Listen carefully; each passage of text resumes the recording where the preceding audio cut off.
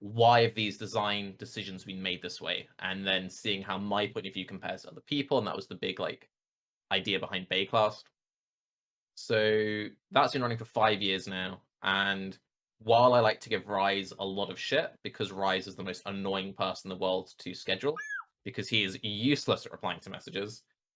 He's, without him, it wouldn't have lasted this long. So the way it actually started was both Rise and myself were guests on the same episode of State of Exile. State of Exile was like the Path of Exile podcast in the early days. It was like Xenocide Genius, Ziggy D, and then they had like Pox on there sometimes. They had like a rotating cast, but it was like the thing. I think it was like the first like proper Path of Exile podcast. And we were both the guests on it, and we'd never interacted before, but we got on quite well. And even though we played the game very differently, we had very similar views, and we thought in a similar kind of way. There was then a Path of Exile meetup in Berlin, just maybe a month or two after that. And I spent quite a lot of time hanging out with Rise there, and I was like, dude, I think we got on really well. We should like talk more and do like a podcast or something. And he was like, yeah, whatever. He's even said like he just thought I was some new upstart who wouldn't even be streaming in a week's time sort of thing. So he was just like, yeah, whatever. Like this guy seems, and funnily enough, that whole conversation took place while Ziz was projectile vomiting in the background.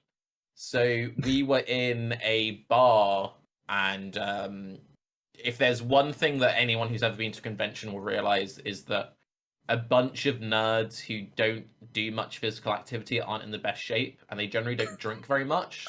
So when they're then in a position to drink with other people, they go way too hard because they think that they're still them at like 15 or something. So we were in this bar and we were just having drinks, and at some point someone was like, oh, do you want to get shots? And I'm like, yeah, right. So Ziz had a shot and just instantly just vomited down the entire bar, like across the entire bar. The bar staff weren't very happy about that for very obvious reasons. So me and they weren't like, do more of this? They weren't pleased by that, no. So me and Rise rushed him into the bathroom, and there was just this like prolonged like 15 minutes where he was trapped with me while we were. So Ziz is like just vomiting in the toilet. Me and Rise are trying to make sure he's not like drowning or something. So I was just pitching Baeclast to him then, and he couldn't really escape. He couldn't be like, oh, I'm just going to leave you with the guy dying on the floor, So you took that opportunity. You're like, I'm going to, this is, I went with it. I could look after Ziz, or I could pitch to Raizqt for 45 minutes because he cannot leave. Exactly. So I probably should thank Ziz for this. That opportunity. Yeah. So I'd previously had quite a few conversations with Yoji. Yoji was one of the first guys who like found my stream. He was like a very big motivator. He was very supportive. It was funny. I've always been a massive Kripparrian fan, and Yoji found like one of my first videos, and he made a video shouting me out, and he didn't know I was a massive Crip fan, and he said, I get real Crip energy from this guy. And to me, that was like the biggest compliment ever. And we'd spoken about doing a podcast together, and we'd actually recorded like a demo that never got uploaded.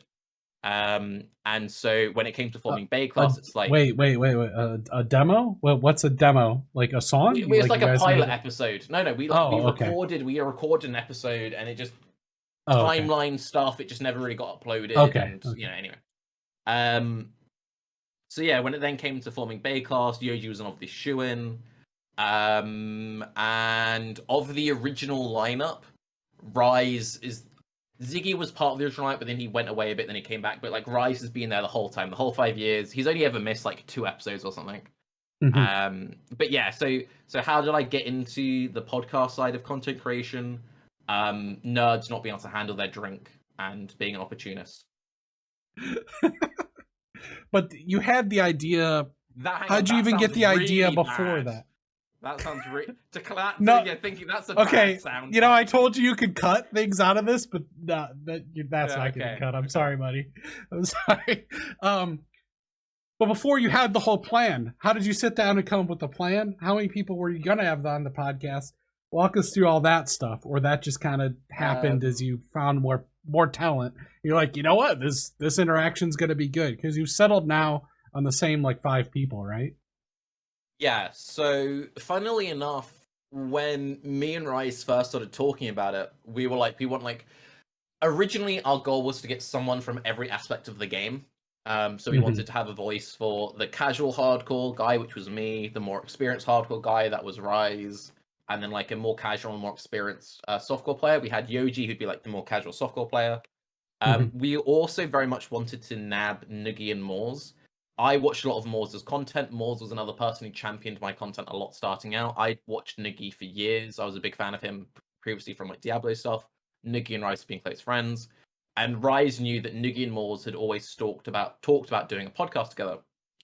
And we were like, hey, we're starting this thing, do you want to join it? And they were like, no, but we'll actually, it was like us asking them about it was the motivation for them to start Coffee Talk, which was a really good podcast and not enough people know about. That went on for a couple of years until Moors like kind of left content creation behind.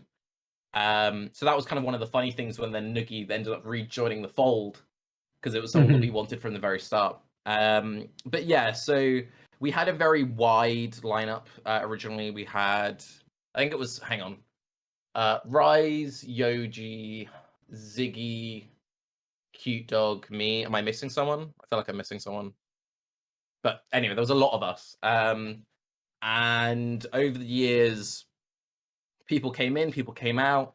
I liked bringing guests on a lot, but I quickly realized that, and this is why I think this is why I think Baeclast lasted for so long in comparison to a lot of other podcasts, which weren't necessarily like bad. I think there have been loads of really good podcasts, in some ways much better than Baeclast, who just didn't last because they were too focused on like, oh, constantly bring on new guests, or constantly doing this, or constantly doing that.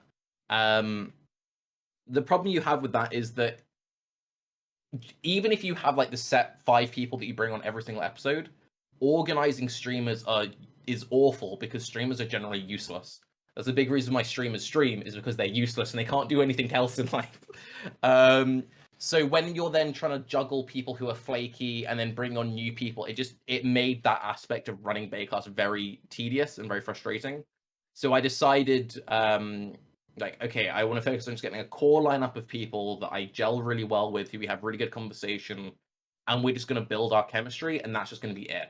Every now and again, we might bring on a guest, be it, I never thought we'd get GGG devs, but that's quite a common occurrence. But I was like, when there's like a particular topic where there's something really specialist, we might bring someone on.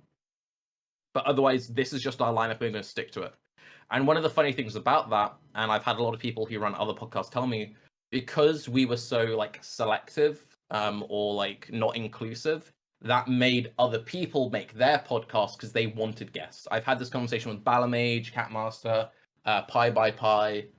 I had this conversation with Ziz a couple of times.